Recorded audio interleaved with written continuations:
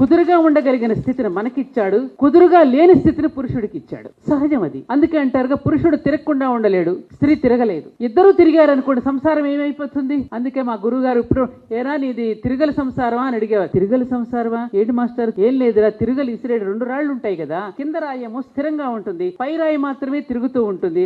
అప్పుడు బియ్యం వేస్తే నలిగి పిండి నలుగుతుంది. 2 రాళ్లు తిరిగాయి అనుకోండి, బియ్యం నలగో పిండి నలగదు కదా. అలాగే 2 రాళ్లు తిరిగాయి అనుకో, బియ్యం పిండి కాదు కదా.